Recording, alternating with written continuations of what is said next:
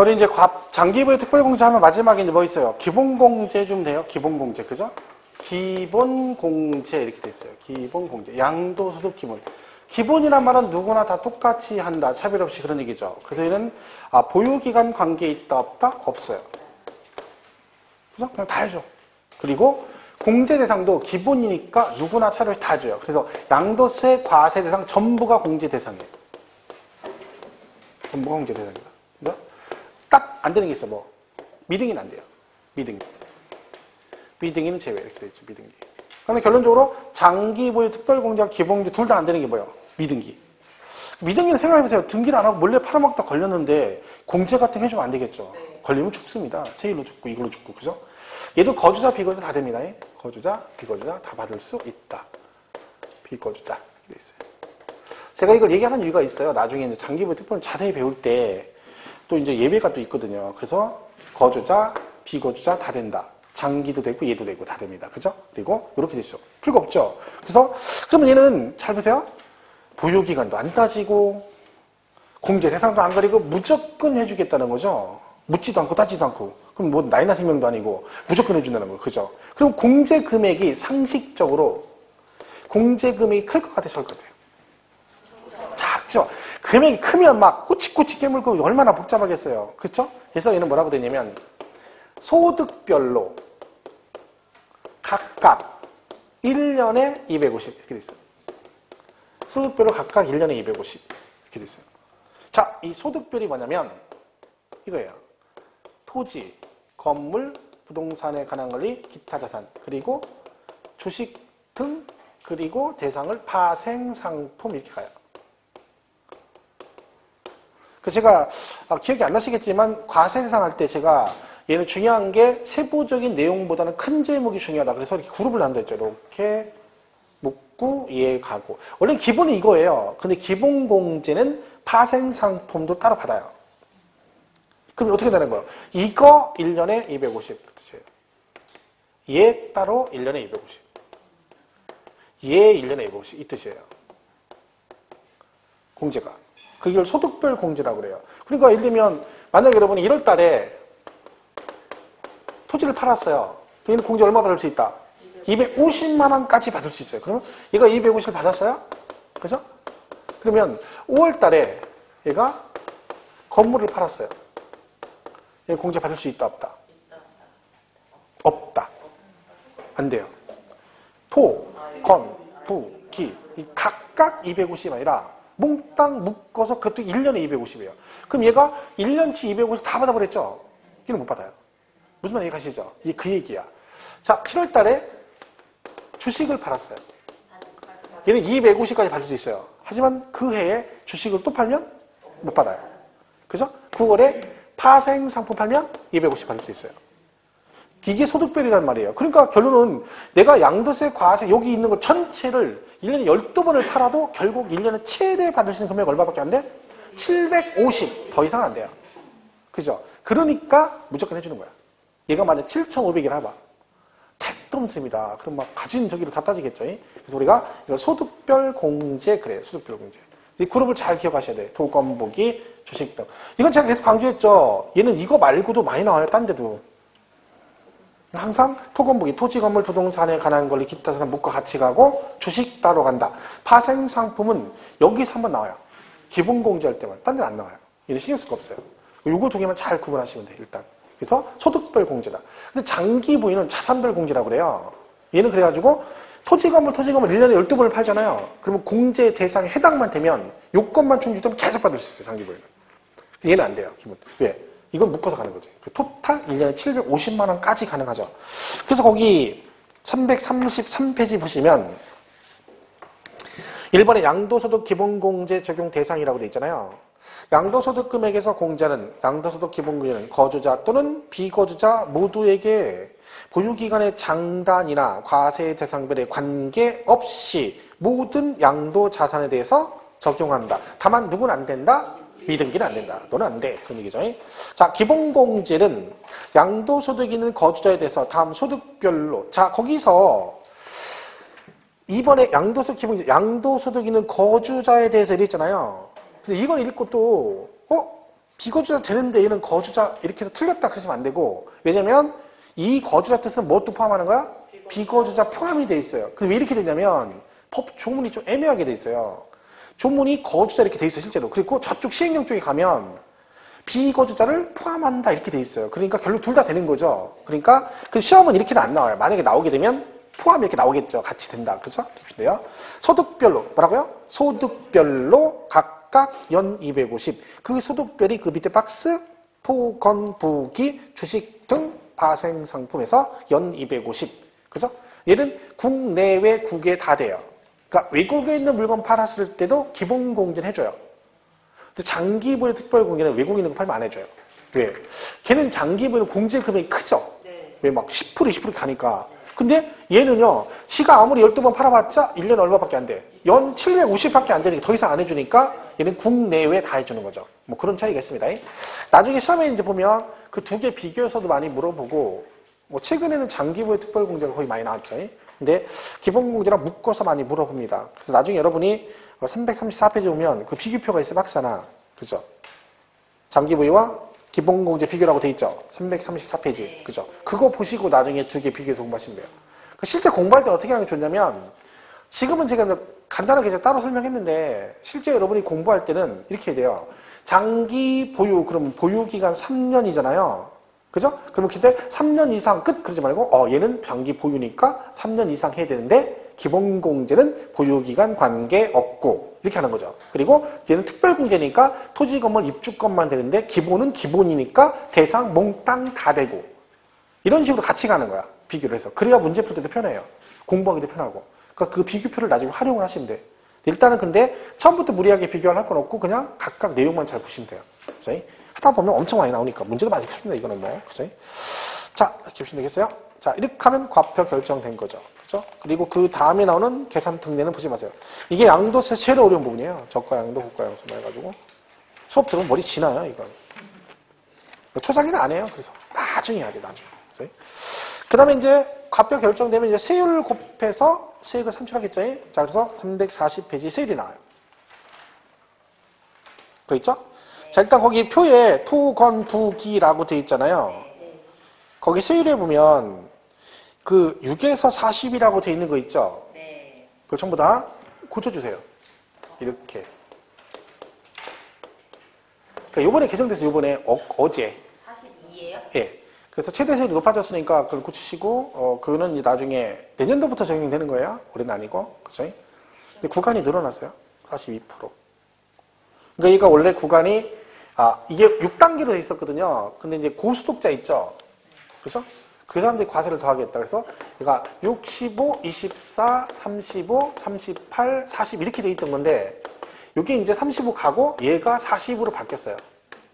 그죠? 구간이 하나 더 생긴 거예요. 그러니까 예를 들면 여기서 이제 뭐 원래 1억 5천 초가 3억 이하, 그 다음에 3억 초가 5억 이하 구간이 40으로 바뀐 거죠. 그리고 5억 초과가 42% 이렇게 바뀌었어요. 그러니까 최대 구간이 늘어난 거죠. 근데 이건 지금 구체적으로 알 필요 없어요, 여러분은. 그냥 구간이 6에서 40이 아니라 얼마? 42%로 바뀌었다 그런 얘기죠. 엄청난 거죠. 소득세 5억 초과 42%. 근데 여러분이 걱정할 필요는 없는 거죠. 본인하고 해당 사항 없으니까. 그래서 막 큰일 났네. 42% 나온대. 이거 걱정할 정도면 여기 안 앉아있지. 그래서 자, 소득세가 예를 들면 직장인의 소득세가 나는 걱정 큰일 났다. 이번에 42% 늘어났어. 그러면 소득세 과표가 5억 초과라는 얘기인데 현금 5억도 아니고 과표가 5억이면 1년 수입이 수십억이라는 얘기잖아요. 그러면 뭐 걱정 있어요. 세금 내면 되지. 세금 내면 되지. 뭐. 세금 많이 내는 게 좋다 그랬잖아. 뭐 걱정 있어. 내면 되지. 그러고 남는 게 얼만데. 근데 원래 가진 놈이 더 무서운 거예요. 있는 사람이. 그죠? 999, 그 말 있잖아요. 뭐 999석 가진 사람이 한석 갖다가 채우려고. 그죠? 사람 욕심이 끝도 없죠. 그죠? 있는 걸 자족하고 살아야 돼. 그죠? 옆에 있는 내 남편이 최고다 생각해야지. 그죠? 죽으라고 이래가지고 벌어놨더니 퇴직하니까 막 집에서 밥 여러 끼 먹는다 뭐라 했었고 막. 그거 다 하시는 얘기잖아요. 그죠? 집에서 한 끼 먹으면 한 끼 먹으면 뭐라고 일식시 그래요. 시점적. 두 끼 먹으면 두식이. 삼식 먹으면 삼식이 새끼. 새끼라고 그래요. 나는 무식님이에요. 집 밥을 안 먹어 집에서. 무식님. 먹을 새가 없어요. 아침 일찍 나오고 점심 먹고 저녁 먹고 집에 가면 잠자는데 언제 먹어. 그죠? 매일은 아니지만 일주일에 몇 번씩은 무식님이니까 되게 좋아하죠. 와이프. 그죠? 그게 뭔 짓이냐고. 그죠? 오면은 밥을, 따뜻한 밥을 해줄 생각을 해야지. 그죠? 오래가면 일찍 간다고 전화하면 뭐라 그래? 밥은? 아니, 남편이 오래가면 퇴직해서, 퇴근해서 가려고 퇴근한다고 하니까 밥은? 이게 뭔 뜻이야, 이거? 먹고 들어와 이거지. 이게 무슨 경유냐고, 이게. 아, 진짜 내가. 알아서 먹고 들어가야지. 아, 또 원래 그래야 되는 거 자발적으로? 남자들이 겁나 불쌍하다니까요. 그러니까 남자들이 여자 비자금 만들어야 돼, 비자금. 절대 와이프한테 다 주면 안 돼요. 뭔가 비자금, 그죠? 뭐 상해용 타고 이런 거 있잖아. 그런 거 다 이게 재놓아야지. 난 돈 없으면, 아우, 진짜 서럽습니다. 특히나. 갈 때 와이프한테 막, 나 10,000원만 줘. 아우, 진짜 우린 그 짓 못할 것 같아요. 굶어 죽고 말지. 자존심 우지 상하잖아요. 10,000원만 줘. 이게 뭔 짓이야. 나이 먹고. 그게 안 되는 거지. 내가 10,000원을 주는 난이 있어도. 아, 아닌 것 같아. 근데 뭐 있어야 주지. 나중에 아쉬우면 달라고 해야 돼요. 할 수 없어. 치사해도 10,000원 달라고 해야죠. 어떡하 있어. 그래도 받아야 남의 애도 못 그렇죠. 자, 세율은요, 이렇게 보시면 돼요. 그 누지는 다 고치셨죠? 그럼 나머지는 거기 표에 세율 나오죠? 네. 일단 미등기 하시면 걸리면 죽는 거예요. 네. 거기 토지, 건물, 부동산에 관한 권리, 기타 자산 그랬죠? 네. 미등기는 70%예요. 미등기 전매하다 걸리면 양도세로 죽는 거죠. 그치? 이거 미등기는 조심할 게, 이게 미등기 전매잖아요. 네. 그러면 세금으로 작살나는 게 뭐냐면, 취득세도 문제고 양도세도 문제예요. 취득세도 안 냈잖아요. 네. 그럼 취득세가 중과산세가 80%예요. 미등기 전매는. 그러니까 내가 취득세가 1,000,000원이에요. 안 냈죠? 미등기 전매 걸렸어. 이 1,000,000원 내고 이게 80으로 800이 가산세가 붙어요. 거기다가 양도세 부탈했죠? 네. 미등기니까 과표에 70% 곱해요. 세율이. 거기다가 미등기 전매 했잖아요. 세금 포탈했죠? 네. 가산세 붙죠? 부정 그래요. 너 한번 죽어봐 사실 이렇게. 그 진짜 세금으로 죽어요 이거는 미등기는. 그러니까 미등기는 절대로 걸리면 안 돼요. 걸리면 안 돼. 안 걸리고 몰래 잘해야 돼요. 그죠? 잘해야 됩니다. 미등기 70%. 나머지 보면 1년 미만이면 50%고요. 1년 이상 2년 미만은 40%고 2년 이상은 6에서 42%인데 거기 보면 예외가 있어요. 주택하고 조합원 입주권 있죠. 얘는 예외예요. 주택하고 조합원 입주권. 얘네는 1년 미만이면 원래는 몇 프로인데 50인데 40%예요. 그죠? 그리고 1년 넘어가면 누진으로 가요. 여기서 40 이렇게 돼 있어요. 얘는 혜택을 주는 거죠. 네. 집은 혜택을 줘요. 주택을 입주권하고. 그러니까 여러분 집을 팔면 다주택자건 뭐건 일단 뭐요. 물론 개정돼서 뭐 일반적으로 어떻게 한다? 원래 1년이면 50% 내야 되는데 40%만 내면 되는 거죠. 1년만 넘어가면 누진으로 가요. 그 왜요? 이게 부동산 경기 활성화라겠죠? 그러니까 부동산 경기를 활성화시키겠다. 그러려면 주택 거래를 많이 해야 돼요. 그죠? 그러니까 그 주택 거래할 때 들어가는 거래세를 낮춰주겠다. 그럼 여러분 거래세가 무엇을 거래세라는 줄 아세요? 말 그대로 거래할 때, 즉 사고 팔 때 내는 세금을 거래세라고 그래요. 그럼 뭔 얘기하는 거예요? 그쵸. 취득세하고 양도세를 말하는 거예요. 그러면 거래세를 낮추면 거래가 많이 되는 얘기죠. 그러면 얘만 낮추면 안 되고 얘도 낮춰야 되는 거예요. 근데 양쪽 다 낮춰야 거래가 될 거 아니에요. 우리 취득세 배울 때 취득세 세율에 주택 유상거래의 경우는 원래 매매는 4%인데 주택은 유상거래는 6억 이하는 1%, 6억 초과 9억 이하 2%, 9억 초과 3% 해주고 양도세도 이렇게 가는 거죠. 그래야지 양쪽 다 혜택을 줄 테니까 매매를 많이 해라. 이렇게 만드는 거죠. 근데 다주택 그렇게 했는데도 효과가 없으니까 다주택 중과세 하는 거고. 그죠? 한다는 거고. 그것도 안 되면 나중에 뭐 보유세 높이겠다. 막 이렇게 하는 거예요. 지금 정부에서. 그죠? 근데 효과가 있긴 있나 봐요. 요즘에 집을 많이 팔라고. 겁먹은 거죠. 내년 4월 1일 전에 팔아야 되니까. 그죠? 막 그런 생각 많이 하죠. 다는 아니고. 그죠? 집 여러 개 있는 사람만 하는 거죠. 하나인 사람 걱정할 필요 없어요. 그죠? 자, 그래서 거기 보유기간 나오고 그렇게 보시면 되고요. 나머지 세율은 크게 안 받아도 돼요. 이게 자주 나오는 내용은 아닌데 작년에 한번 나왔거든요. 세율 자체가 작년에. 그렇기 때문에 뭐 이게 크게 문제는 없고 옆에 있는 뭐 초과누진 표 같은 거 있죠? 그것도 나중에 고칠 건데 거기 그 참고해 보면 거기도 표에 초과누진 6에서 40이라고 돼 있잖아요. 그죠? 걔를 어떻게 해야 돼? 42% 그래야죠. 42%.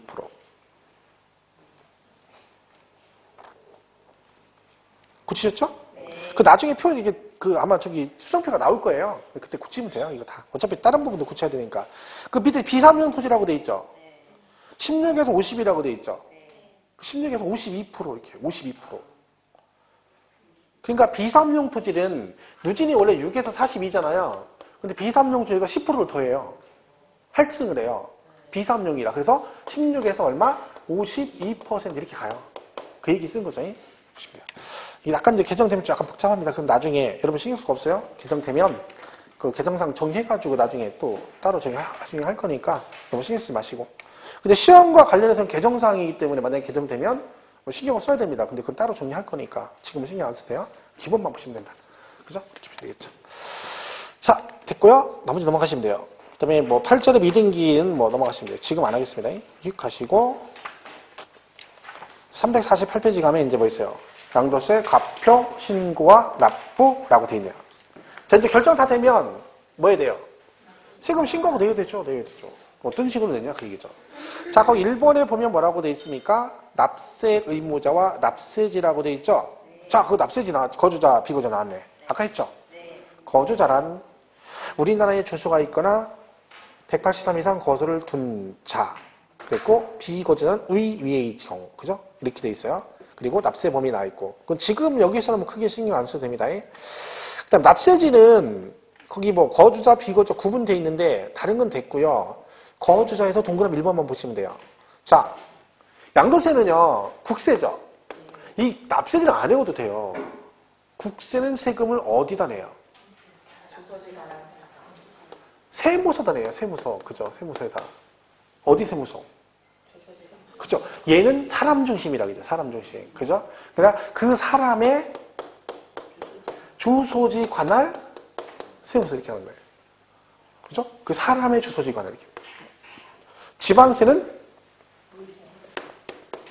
지자체가 내거든요. 지방세는. 그죠? 이런 물건 중심이니까 물건의 소재지 관할 이렇게 가는 거고, 국세는 사람이니까. 그럼 양도세는 양도자의 주소지일까요? 양수자의 주소지일까요? 당연히 양도자죠. 당연히 파는 사람.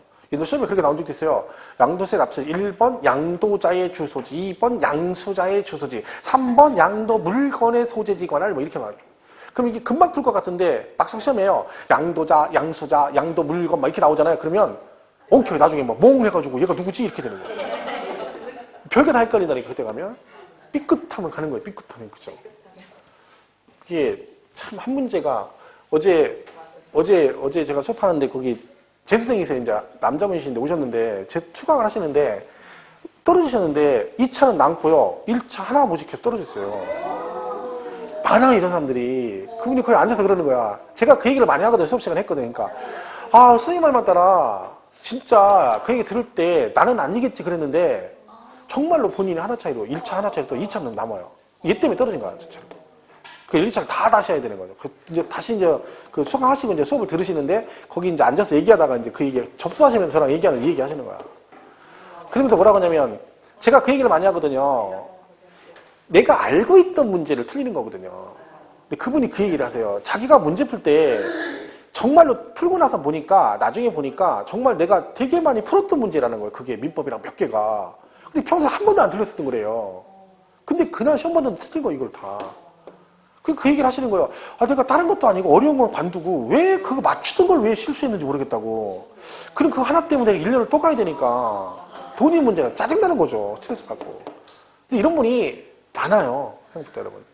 그 한 분만 있는 게 아니에요. 여러 분 있어요. 여러분. 이거 돌아버리는 거 이게. 그래서 제가 항상 하는 이게 그거죠. 내가 봤던 문제를 안 틀리는다니까. 그러니까 너무 공부를 모르겠어요. 저는 사람마다 틀린데 막 공부를 강의 자체를 막 되게 어렵게 하고 막 많은 부분을 하는 것도 좋은데 저는 그런 주의는 아니에요. 저는 그런 주의가 아니라 어려운 건 가능하면 안 하고. 왜? 어차피 걔는 해도 잘 모르거든요. 근데 거기는 한 10% 하고 나머지 90%는 하빠리하고 중간치 거기만 잘해가지고 실수만 하면 합격하거든요. 근데 그걸 자꾸 틀린다는 거지. 근데 그럴 필요 없어요. 그러니까 제가 강의할 때 그래요. 제가 동영상 촬영 여기 말고 하고 된다는데 그럼 거기 선생님 두 분이세요. 그럼 제가 강의할 때 그래요. 혹시나 세법을 고득점 하겠다. 그러니까 막 16개나 만점을 목표로 하면 제 강의 듣지 마라고 저는 얘기를 해요. 왜? 제 강의 들으면 16개 못 맞는다고 얘기해요. 저는 그렇게 강의를 하진 않아요. 그렇게 할 수도 없어요. 왜? 이거 하려면 어떻게 하면 돼요? 책을 1페이지부터요. 마지막까지 하나도 안 빼놓고 하면 돼요. 그러면 강의는 한 거잖아. 그죠? 그럼 여러분이 그걸 다 알면 맞을 수도 있어요. 올해 같은 경우는 다 알아도 못 풀어요. 못 맞아요. 왜? 어디 이상한 데다 나왔어요. 책에도 없는, 조문에는 있고 책에는 없는 부분이 나왔으니까 그걸 어떻게 쓰는 거예요? 이럴 필요 없어요, 근데 제가 하게 듣고 10개를 목표는 10개 맞은 분들은요, 여기 이거 10개 맞고 실수하는 거 맞고 나머지 찍어가 12개, 13개 맞았어요. 어떤 분은 뭐 15개 맞다는 수 있어요. 왜? 이 사람은 15개 실력으로 푼 게 아니에요. 실력은 10개나 11개 정도 되고 나머지 찍은 거예요. 어차피 이렇게 가거든. 굳이 뭐, 그걸 그렇게 해가지고. 그러니까 나중에 어떤 문제가 발생하냐면, 이제 공부를 하다가 이제 모의고사를 좀 하면 막 여기저기 풀 거 아니에요. 그러면 제 강의 들은 분들이 다른 모의고사 푸는데 와가지고 뭐라 하냐면, 선생님 이거 못 풀었다는 거예요. 점수가 안 나왔대. 봐보면 못 풀게 생겼어요. 왜? 막 제가 안 가르친 것도 있고 자세히 안 한 것들은 막 문제를 내거든요. 근데 그걸 못 풀어요, 걔는. 그 문제를. 근데 걔가 시험에 자주 나오는 얘기는 아니거든요, 절대로. 그럼 저는 그래요, 그냥. 이거 냅두라고 그래요, 그냥. 대신 이거 말고 다른 거 맞췄냐고 물어봐요. 근데 다른 걸 틀렸어. 얘가 문제라는 거지. 걔가 문제가 얘가 문제인 거예요. 근데 그것만 잘하시면 돼요. 그러니까 얘는 합격이, 자격증 시험은요, 합격만 하면 되는 거예요. 그러니까 너무 막 깊이 공부할 것도 없고요. 딱 그 시험에 합격할 수준에서 걔만 반복해서 안 틀리면 돼요. 그럼 얘는 무조건 합격하게 돼 있어. 1년 공부, 그러니까 붙어야 되는 시험이야, 이 시험은. 근데 그렇게 안 하니까 떨어지는 거예요. 그러니까 너무 막 저기 하지 마시고, 스트레스 받지 마시고. 그리고 한참 들어야 돼요, 한참. 아직 멀었어요. 한참 들어야 돼, 동영상을. 어제 어떤 분이 공부를 되게 열심히 하시는 분데 올해 꼭 따셔야 된대요. 근데 저녁에, 오후에 수업 끝나가서 한 6시간 정도 공부하시네요, 지금. 동강을 1년에, 그러니까 하루에 민법개론을 계속 들으시는 거예요. 근데 뭐라고 하시냐면, 지금 한 달 가까이 됐는데, 근데도 어제 들은 거 오늘 들으면 모르겠다는 거예요. 근데 그러니까 그분 입장엔 되게 답답하잖아요. 왜? 그 열심히 하고 있는데. 그 제가 뭐랄게요. 아직도 모르겠다겠어요. 아직도 모르겠다겠어. 어제 듣고 오늘 들으면 당연히 모르죠. 내가 그랬어요. 어제 들은 거 어떻게 지금 듣고 이해를 해? 말도 안 되는 얘기지. 내일 또 들어도 몰라요. 그죠? 왜? 아직도 한참 더 들어야 돼요. 그쵸? 한두 번 들어가지고 뭐 천재죠, 그게. 근데 사람들은 급한 거예요. 자기는 2번, 3번 들었으니까 이해를 해야 되는데 아직도 몰라. 그러니까 실망을 하게 되죠. 그러면 안 돼요. 그 정도로 듣고 시험이 그렇게 쉽진 않아요. 근데 어느 순간에 듣다 보면 할 때가 있어요. 근데 그거는 본인이 정하는 거예요. 본인이 얼마만큼 많이 듣느냐예요. 많이 듣느냐. 그러니까 제가 이 얘기를 하냐면 동강 들으시다가 반복하 들으시다가 자꾸 듣는데 내가 이해가 안 된다고 스트레스 받지 말라는 얘기죠. 왜? 그거는 스트레스 받을 이유가 없는 거예요. 당연한 걸 갖다가 왜 스트레스를 받아요? 그죠? 아직 멀었다니까. 이번 달, 다음 달에 한 3, 4월 달 정도 가야, 그것도 열심히 한 사람들이 그때 가야 이게 이렇구나. 그게 되는 거예요. 한번 알아듣기 시작하잖아요. 그 실력이 쭉쭉쭉 올라가는 거예요. 그다음 또 정체기가 오고 그럼 또 계속 반복하다 보면 또 올라가 이러는 거지 이렇게 공부 올라가는 건 없어요. 근데 여러분은 공부를 이만큼 하고 막 실력이 이만큼 기대치가 너무 높아. 제가 말했잖아요. 몸도 통통, 꿈도 통통. 너무 통통한 거예요. 그러면 안 돼요. 그죠? 좀 약간 슬림하게 가야 됩니다. 너무 무리하지 마시고. 그죠? 자, 그러면 149페이지 2번에 양도세 과표 예정신고와 자진납부라고 돼 있죠? 자, 그럼 얘는요, 신고납부거든요. 얘도. 근데 얘는 뭐가 있다? 예정신고라는 게 있어요. 그것도 있고, 확정신고도 있어요. 예정신고와 이렇게 돼 있다는 거죠. 그죠? 자, 그러면 예정신고는 이렇게 돼 있어요. 부동산 등 돼 있고, 그 다음에 주식 등 이렇게 돼 있고요. 그 다음에 토지거래 허가구역 이렇게 돼 있어요. 토지거래 허가구역 이렇게 돼 있어요. 자, 여기서 부동산 등이란 아까 있죠? 토건부기를 말해요. 토건부기. 토지, 건물, 부동산에 관한 권리, 기타 자산을 말합니다. 그러니까 결론은 무슨 얘기예요? 얘 똑같죠? 아까 기본공제할 때 토건부기 묻고 주식 따로 갔잖아요.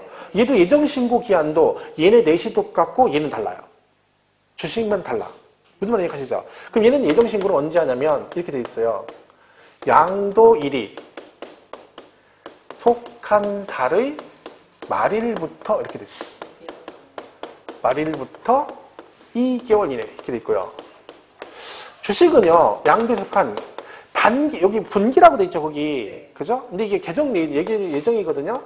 반기의 말일부터 2개월 이렇게 있어요. 반기. 그 분기는 뭐예요? 분기는 4, 4분기 얘기하는 거죠. 1, 4분기, 2, 4분기죠? 3, 6, 9, 11을 말하죠. 반기는 6개월. 부가가치세가 6개월마다 한 번씩 내잖아요. 그 주식은 예정신고 기간이 반기별로 가요.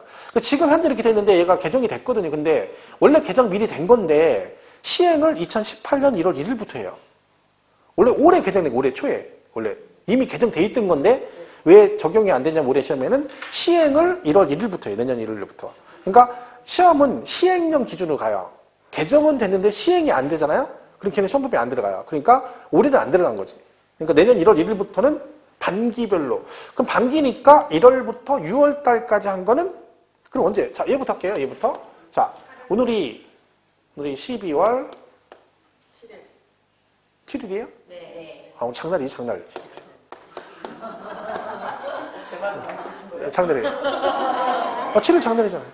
아니, 왜냐면 저희 시골이 5일장 쓰거든요. 시골에 면수제인데. 거기가 2일하고 7일이 똑같아요. 5일장. 27. 여기도 27이잖아요. 여기 시골도 장이네요. 오늘. 그죠? 자, 오늘 토지 팔았어요. 오늘 장날 땅 팔았어. 나가서. 이제 나가서 땅을 팔았다. 누가 사갔어. 예정식 언제까지 해야 될까요? 이번 달 말 2월 말까지. 네, 2월 말까지. 양도일이 속한 달의 말일부터 2개월. 그러니까 다음 달, 그 다음 달 말. 그러니까 2월 말까지 예정신고를 하셔야 되는 거예요. 그죠? 그러니까 무조건 부동산 양도하시면 내가 그 달에 팔았다 그러면 그 다다음 달 말까지 되면 돼요. 그러니까 우리 말씀드렸죠? 개월의 뜻은 뭐다? 오늘부터 시작하면 다음 달, 오늘, 그 다음 달, 오늘, 그 다음 달, 오늘이에요. 그러니까 얘가 이달 12월 7일부터 2개월이면 2월 7일이 되는데 그게 아니라 속한 달에 말일부터 가니까 끝나는 것도 말일로 끝나야 돼요. 그러니까 문제 풀 때 예정신고 문제가 나왔는데 지문에 뭐 6월 15일까지 예정신고 해야 된다. 그러면 뭐 숨도 쉬지 말고 틀렸다고 해야 되는 거야. 실제 기출로 나온 적이 있어요. 뭐 지문 내놓고 다음 중 옳은 걸 고르시고 1번 이렇고 이런 경우 예정신고는 몇 월 며칠 6월 15일까지 예정신고 해야 된다. 그러면 걔는 읽을 것도 없어요. 왜? 15일은 없어요. 만약에 6월 30일이 나왔으면 따져봐야 되죠. 2개월 맞나? 근데 15일은 따질 것도 없는 거죠. 무조건 틀린 거예요. 그죠? 이게 말일부터 끝나는 거. 이렇게 가는 거예요. 이게 얘기잖아요. 자, 근데 얘가 주식을 팔았다. 그럼 어떻게 돼요? 얘도 반기니까 이렇게 팔면 다음 달, 다다음 달, 그러니까 2월 말이에요. 얘도 2월 말. 근데요, 이럴 수 있죠. 만약에 3월 1일 날, 3일절 날 토지를 팔았다. 예정신고. 토지. 5월 말일, 5월 31일. 네, 큰달 작은달 아시죠? 1, 2, 3, 4, 5, 6, 7, 8, 7, 8. 이것만 하면 돼요. 주식은. 8월 30일. 6월 말이 반기니까 7, 8. 그죠? 그럼 이는 간단한 거죠. 이렇게 가면 돼요. 이런 식으로 예정신고 한다. 기간이 정해져 있습니다. 그죠? 이렇게 나눠집니다. 예정신고 기간이. 그죠? 그러면 얘가 토지거래 허가구역이라는 게 있어요. 이거 아직 안 배우셨죠? 배웠어요. 이게 중개사법에 나오죠. 중개사법. 그죠? 안 나와? 공법에서 나와? 원래 허가구역은 원래 공법에 있다가 걔가 중개사법으로 넘어갔는데. 민법에서 나와요. 그럼 여러 군데 나와요. 토지거래 허가구역. 그죠? 얘가 무슨 뜻이에요? 허가를 매매를 하려면 허가를 받고서는. 그렇죠. 허가를 먼저 받고 거래를 하는 얘기죠. 그럼 만약에 얘는 이 말은 허가를 안 받고 매매를 하게 되면 거래하면 계약이 무효예요. 무효. 그죠? 무효. 그런데 얘가 이런 게 있어요. 얘가 만약에 토지거래 허가구역에서 만약에 오히려 법대로 허가 먼저 받고 나중에 계약을 하라 이렇게 돼 있잖아요. 그러면 이게 실무에서는 매매가 안 돼요. 왜? 자, 이게 허가구역이가 원주가. 근데 이 땅을 하려고 그래. 그랬더니 뭐래요? 이 땅 얼마야? 그 매매하려고 했더니 뭐래? 허가를 먼저 받아야 되는데 그러면 이제 매도가 토지가 허가를 신청하죠. 허가가 그러면 보통 일주일에서 길면 2주는 걸린단 말이죠. 일주일 있다 나와서 허가가.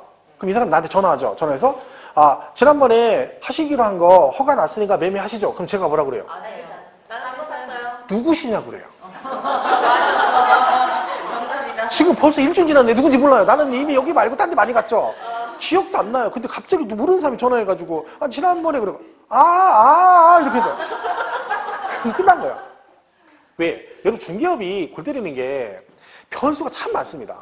막 될 듯은 안 되고 다 됐는데 거기서 쭈그려 막 이래요. 도장 찍다가 뭐라고 도장 찍다가 계약 찍다가 마음이 변했어. 뭐라 그래? 이 도장이 아니네. 이 도장이 아니에요. 도장 아무나 찍으면 되거든. 필기력이 없으니까 이 도장이 아니네. 그러니까 안 된다니까. 마음 변한 거예요. 도장 찍다가 마음 변한 거야. 그런 거 필비제예요. 뭐 지금 전화해서 지금 갈게요. 언제 올지 몰라요. 지금 온대. 지금 출발했대. 한번 찾아요. 계약금 지금 알았어요. 그럼 계약금 내가 붙일게요. 내가 지금 금방 은행 가서 붙일게요. 안 와. 은행 가면 은행 갔는데 연락이 안 돼. 전화 오면 지금 것인 전 이렇게 나온다니까. 이게 그래서 이건 택덤술이에요. 그래서 뭐가 있어요. 얘가 원래는 허가를 안 받고 계약을 하면, 그죠? 계약을 먼저 하면 뭐가 돼? 이 계약은 원래 무효예요. 근데 실무적으로 문제가 되기 때문에 대법원 판례로 뭐라고 돼 있다? 네가 만약에 계약을 먼저 했어. 허가를 안 받고. 근데 나중에 허가를 받는 조건으로 계약을 하면 이 계약은 그 허가 여부가 결정될 때까지는 무효는 맞지만 아직 확정된 건 아니고 아직은 유동적이다. 그래, 유동적 무효라고 그래요.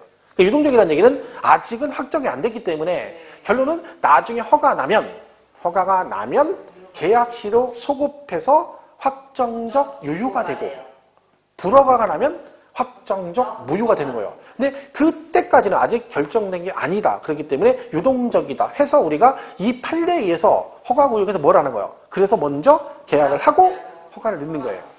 그럼 계약한과 동시에 토지거래 허가 넣고 불허가 나면 무효가 됐으니까 계약은 원금 돌려주고 없는 걸로 치고 그리고 허가 나면 중도금 치고 잔금 치고 이렇게 가는 거예요.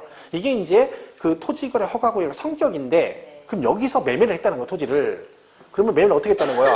이렇게 했다는 거예요. 5월 25일 날. 그죠? 이때 뭐 했어? 얘가 뭐야? 이게 되죠. 허가 전에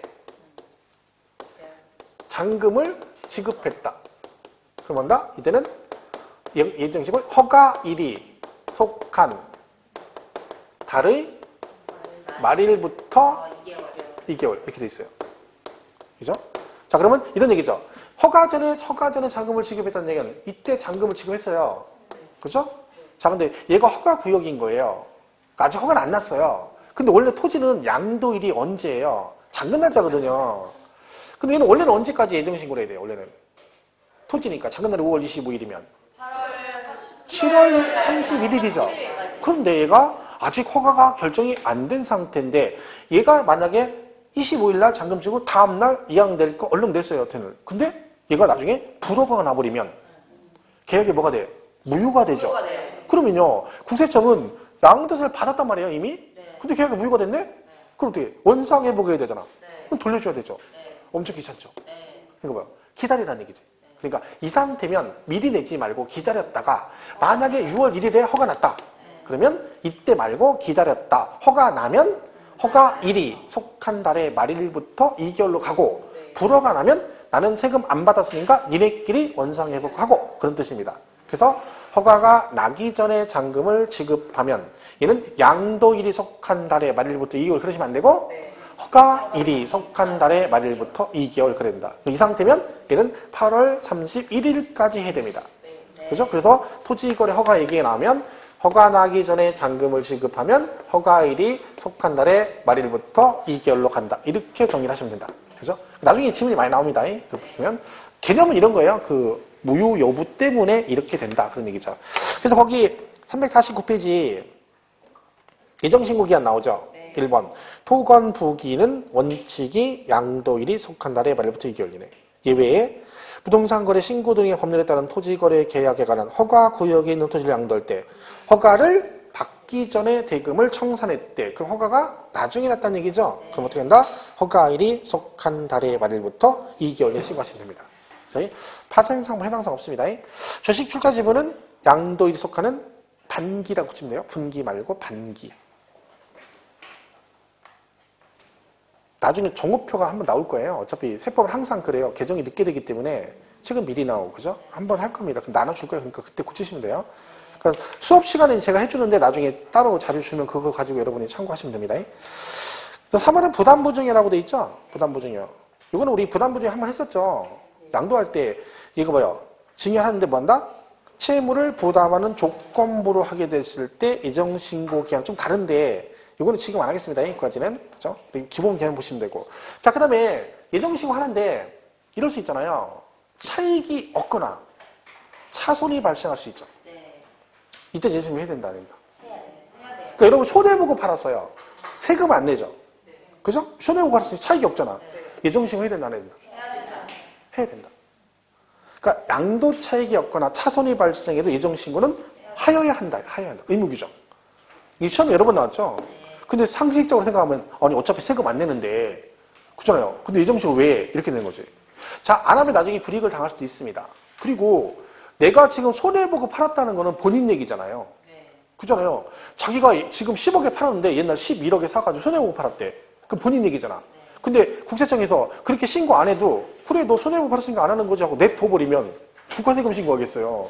그죠? 그러니까 네 말이 맞으면 근거를 갖춰서 신고를 하는 얘기지. 그래서 맞으면 과세 안 하겠다는 거죠. 그죠? 그러니까 증빙서를 갖춰 신고를 해줘야 됩니다. 그리고 나중에 또 동일 연도에 여러 번 팔 수도 있잖아요. 그러면 양도세 계산 방식이 동일 연도 여러 번 팔면 합산하는 경우 있거든요. 그러면 예정신고를 해줘야 차익이 없어도 해줘야 나중에 그게 플러스 마이너스 해주는 거야. 근데 안 해버리면 자기 소득 분익을 당할 수 있기 때문에 이런 의무 규정이에요. 하여야 한다. 해서 이걸 안 하면 예정신고를 안 하면 뭐가 나온다? 얘도 가산세를 내립니다. 그래서 무조건 2개월 이내 하셔야 되는 거야. 근데 잘 모르시는 분들은 확정신고가 있잖아요. 그러니까 예정신고 안 해도 얘는 가산세를 안 낸다라고 생각하시는데 얘가 의무 규정이기 때문에 이 기간 안에 예정신고 안 하시면 무조건 가산세 부과됩니다. 그래서 예정신고 꼭 하셔야 된다. 그죠? 그래서 거기 동그라미 4번에 뭐라고 돼 있어요? 양도 차익이 없거나 차손이 발생한 때도 뭘 해야 된다? 예정신고를 하여야 한다라고 돼 있어요. 이런 거 시험에 나오는 거예요. 별거 없어요. 그걸 툭 틀려버리면 훅 가는 거죠. 그죠? 이렇게 보시면 되죠. 뒷장 넘어가면 350페이지에 거기 예정신고 납부문 쭉 돼 있고 가산세 나오죠. 맨 밑에 4번에. 가산세는 똑같아요. 우리 앞전에 했던 거.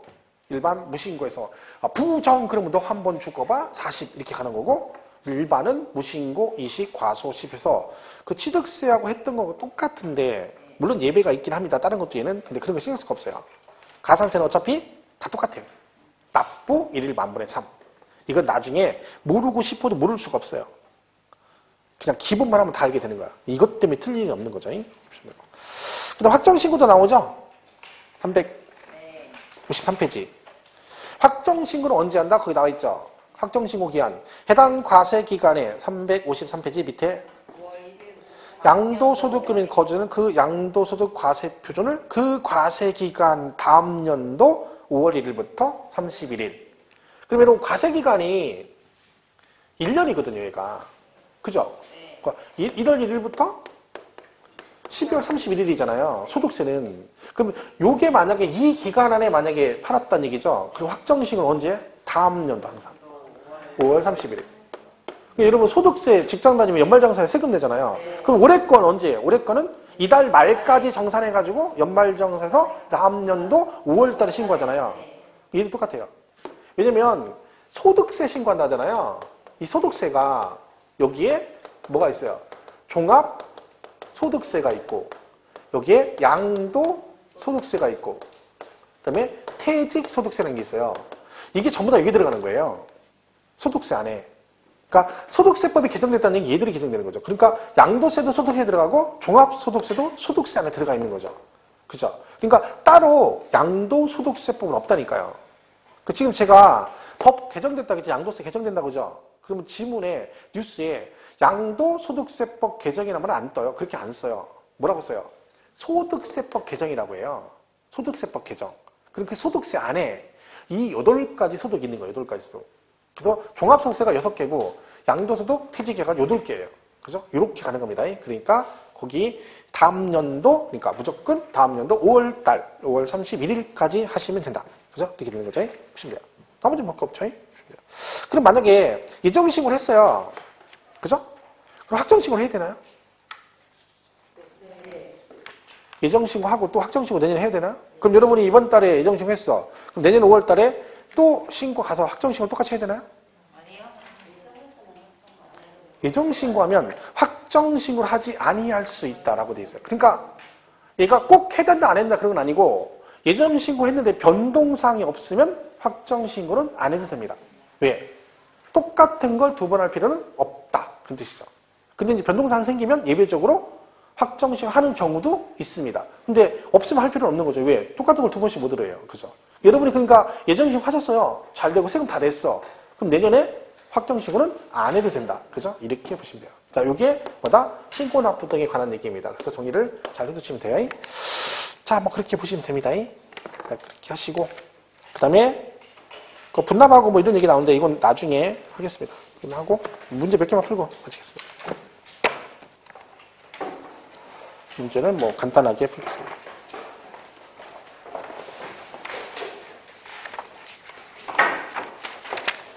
쉬운 거 그냥 풀겠습니다. 185페이지. 185페이지를 풀겠습니다.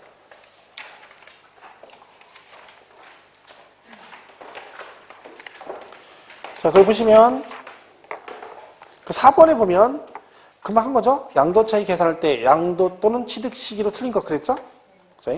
1번 민법상 점유로 인하여 부동산 소유권 취득한 경우는 언제가 취득이냐? 아까 점유 시효 취득 20년 그죠? 걔는 언제다? 점유 개시일이에요. 점유 개시일. 정답은 1번이 정답이네요. 쉽죠? 다 기출문제예요, 이거. 기출문제. 그죠? 쉽죠? 1번 답이네요. 2번. 대금 청산일이 분명하지 않대. 대금 청산일이 불분명하다. 그럼 뭐? 등기친 날. 그죠? 그 다음에 대금 청산 전에 등기면 걔도 등기친 날. 장기라서 장기. 쭉 빠른 날. 쭉 빠른 이거잖아. 장기. 쭉 빠른 날. 상속은 돌아가신 날. 상속 개시일이죠. 정답 1번이에요. 뭐 난이도라고 할 것도 없는 거예요. 이거는. 자, 넘어가서 그 8번을 보겠습니다. 8번. 얘는 내용 다 배운 건 아닌데 한번 그냥 볼게요. 다음은 양도세의 양도가액 및 취득가액 결정에 대한 설명이다. 틀린 것 그랬습니다. 1번 양도세 양도차익 계산은 실지거래가액을 적용함을 원칙으로 한다. 그렇죠? 실거래가가 원칙이라고 말씀드렸죠? 자, 2번 당해 자산의 양도 당시 또는 취득 당시 실지거래가액을 인정 또는 확인할 수 없는 경우는 추계 결정 또는 경정할 수 있다. 아까 실거래가 확인은 그죠? 자, 3번은 그냥 상속 당시 상속세 및 증여세법에 평가한 가액을 취득 당시 실지거래가로 본다. 이건 뭐냐면 여러분 상속이나 증여를 받으시면 무상으로 받은 거잖아요. 취득 금액이 있어 없어? 없잖아요. 그럴 때는 어떻게 한다? 상속 증여 받았으니까 상속세 및 증여세법에서 평가하는 방식이 있습니다. 그에 따라 평가한 금액을 뭘로 본다? 취득 당시 실거래가로 해서 양도세 계산을 하겠다. 근데 그 방식까지는 안 물어보니까 그냥 만약에 이 말이 나오면 어떻게 하면 돼? 그냥 말 그대로 상속 증여니까 상속세 및 증여세법에 따라 평가한 금액을 실거래가로 보겠다. 그냥 이렇게 이해하시면 돼요. 4번 양도가액을 실지거래가에 의하면 취득가액도 실지거래가액에 의한다. 근데 가로 안에 양도가액 실거래가에서 매, 감, 환이라고 돼 있죠. 틀렸어요? 어디가 틀렸어? 기가 빠진 게 아니라 환산이 들어가서 빠진 거야. 환산이 들어가서 틀린 거야. 양도가액 환산 어디에 들어가요? 밑에 들어가요. 취득가에 들어가야죠. 아까 매간기, 매감한기 그랬잖아. 그러니까 양도가액은 환산 안 하고 취득가액만 환산한다 했죠. 그러니까 걔가 바뀐 거죠. 그래서 걔가 걔요. 5번 토지 또는 건물을 양도한 경우 신고 의무자가 그 신고를 하지 아니한 경우에는 등기부에 기재된 거래가액을 실지거래가액으로 추정하여 결정할 수 있다. 이게 무슨 얘기냐면 여러분 양도 신고를 안 하잖아요. 그럼 과세권자인 세무서에서 세금을 직접 계산해야 되죠. 근데 양도가액은 이제 추계할 거 아니에요. 근데 요즘에는 거래를 하게 되면 어떻게 돼 있어요? 실거래가 등기부상에 기재하도록 돼 있잖아요. 그러면 파는 사람이 양도 신고를 안 했는데 취득한 사람은 등기해야 되니까 등기부다가 거래금액 신고를 했겠죠. 그럼 그 금액을 얘가 팔은 양도가액으로 추계해서 과세할 수 있다. 그런 뜻입니다. 그죠? 자, 9번 하나 더 풀겠습니다. 마지막. 이거는 마지막 가는 거니까 풀어보고 맞추고 하면 딱 컨디션 좋게 맞추가 기분 좋죠. 기출문제예요. 거주자 갑이 특수관계없는 자로부터 부동산을 취득하여 양도한 때 장부등기에서 취득 당시, 자, 뭐라고요? 취득 당시 당의 자산에, 자신이라네, 이런. 자산의 실질 거래 가액을 확인할 수 없어. 그럼 취득 당시 금액을 몰아서 추계조사 결정하는 경우 추계 방법 적용 순서로 옳은 것은? 매가만기. 이때 당시 이게 기출문제였는데 20회 때인가. 자, 서비스 문제죠, 완전히. 매가만기. 그럼 이걸 다 맞추자. 그렇진 않다는 거죠. 중요한 건. 이 정도면 다 맞춰야 되잖아요. 공부한 사람들은. 이거 틀린 사람이 있습니다. 그게 미쳐버리는 거지. 그죠? 매가만기. 정답은? 2번. 왜 막, 글씨가 왜 잘렸어? 기준 C라고 돼 있어. 기준 C 가죠? 기준 C. 리을에. 기준 C가. 제가 편집하다가 배고파서 먹었네, 이게. 자, 거기까지 보겠습니다. 보고. 다음 주 한 주 더 합니다. 그래서 한 주에서. 세법은 6주만 합니다. 원래 수업을 6주만. 그렇죠? 나머지 시간에 이제 뭐, 모의고사 보고 뭐 이렇게 뭐 하니까 6주로 강의를 가니까 진행하시는 거 알고. 다음 주 한 주 더 맞죠? 한 주. 그죠? 다음 주는 해요. 다음 주는. 그죠? 안 하는 게 아니라 아직 안 끝났죠? 다음 주 중요한 거에 비과세가 되게 중요합니다. 그분할 겁니다. 자, 오늘까지 하겠습니다. 다음 주에 뵙겠습니다. 고맙습니다. 감사합니다.